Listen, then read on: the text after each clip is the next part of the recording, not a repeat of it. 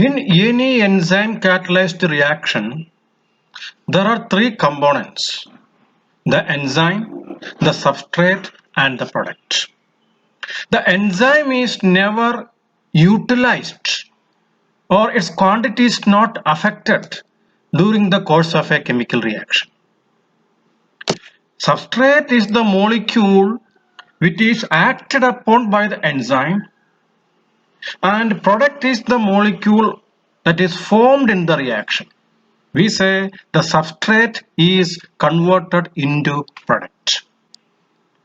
There, the substrate is binding to a particular site or a space on the enzyme molecule, and that space is called active site. Active sites are highly specific. Simply any molecule cannot come and bind there. That's why for every chemical reaction there is a particular enzyme, because every substrate cannot fit into any or every enzyme. The first step during an enzyme catalyst reaction is the binding of the enzyme to the substrate to form an activated complex which is called enzyme substrate complex. In the next stage, the chemical bonds of the substrate are broken and new bonds are formed such that products are formed. And then the enzyme and the products are separated. Ultimately, there is no change in the structure of the enzyme. So an enzyme molecule can be utilized again and again. Here is the example of the enzyme SUCRASE, which is acting upon sucrose to convert it into its monomers glucose and fructose. Sucrose is the ordinary table sugar which we used to add into our tea and coffee. Look at the figure. First of all, the active site of the enzyme SUCRASE is exactly fitting the substrate molecule. Once they are binding, then water is added, because you know the breakdown of sucrose is a hydrolytic reaction. It simply hydrolyzes, and the enzyme is a hydrolase. And the reaction is taking place, and glucose and fructose are separated. Once they are formed, immediately they go out of the active site, so that the enzyme is again free to accept another molecule of the substrate, and the reaction cycle is continuing. Activation energy is the difference between actual energy possessed by the reactants or substrates and the energy level of the activated complex or the transition state. A transition state is a temporary and momentary state of the reactants when they possess sufficient energy to take part in the chemical reaction. At that level, actually, older chemical bonds are broken and new chemical bonds are formed. So, activation energy is the energy to be supplied to the reactant molecule or substrate molecules so that they can take part in the chemical reaction. How do these two reactions differ? The first one is an endergonic reaction, while the second one is an exergonic reaction. The reaction is said to be endergonic when the product has more energy compared with the reactant. Therefore, in order for the reaction to take place, we must supply energy to the system. So they are ultimately energy absorbing reactions. While in an exergonic reaction, the product has less energy compared with the reactants, and that extra energy is given out of the system. So they are energy releasing. But in both the cases, you may observe the transition state has a higher energy level. That means for the reaction to initiate, we need to supply energy in the beginning. A good example is the combustion of fuels, for example, diesel, petrol, etc. A reaction may proceed in the absence of a catalyst also. Then what is the effect of adding a catalyst? Look at the diagram 1. In this case, the rate of a reaction is tried to be increased without using a catalyst. There the temperature is increased from T1 to T2. When the temperature is increased, transition state remains the same, which means there is no change in the free energy of activation. Then what is changed? Look at the right side of the same figure. Average free energy of the products at T1 and T2 are different simply because the the substrates were at different energy levels. So that doesn't make much difference with respect to the productivity. Well, come back to the catalyzed reaction in the figure on the right side.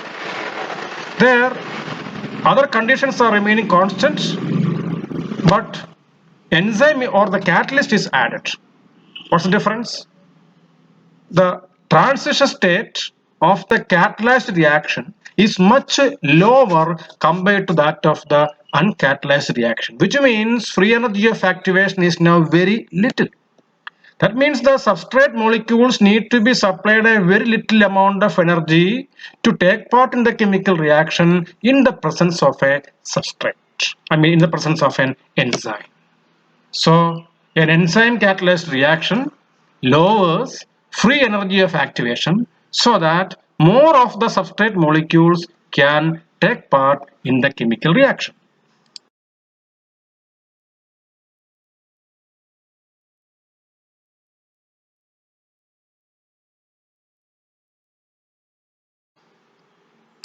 Let us compare the rate of a reaction in different stages of or different types of catalysis. In the case 1, there is no catalyst. The relative rate is taken to be 1, which means 1 mole per minute. 1 mole of the product is formed per minute. When a platinum surface is given as a catalyst, it is not an enzyme, it is an ordinary metal ion which is acting as catalyst.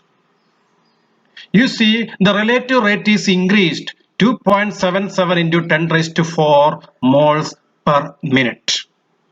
While when an enzyme called catalase is given, for the same chemical reaction, rate of the reaction is increased to 6.51 into 10 raised to 8 moles per minute.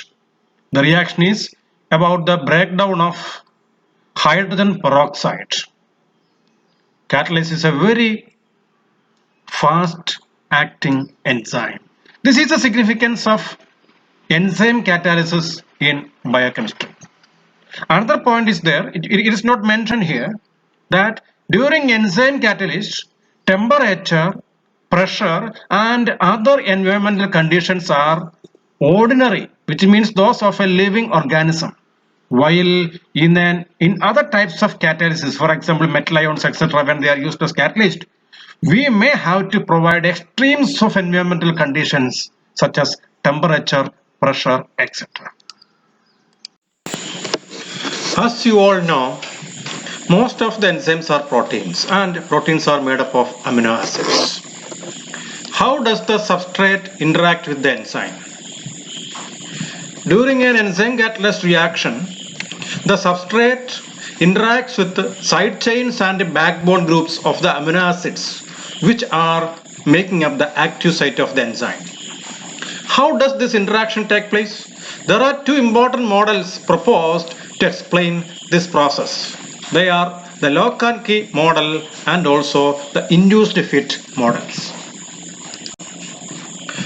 According to the lock and key model, there is a very high degree of similarity between the chemical structure of the substrate and the geometry of the binding site on the enzyme.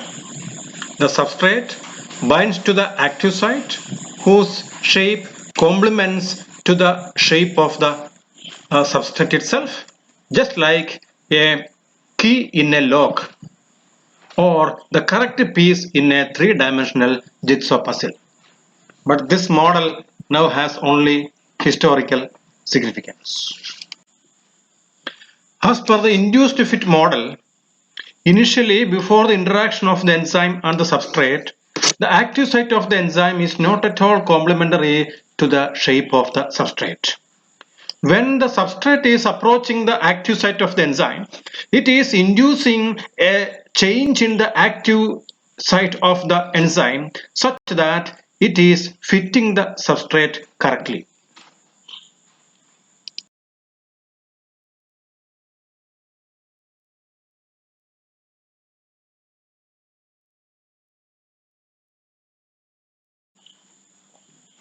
The active site is a small crevice or space on the surface of the enzyme molecule placed such that it is easily accessible to the substrates.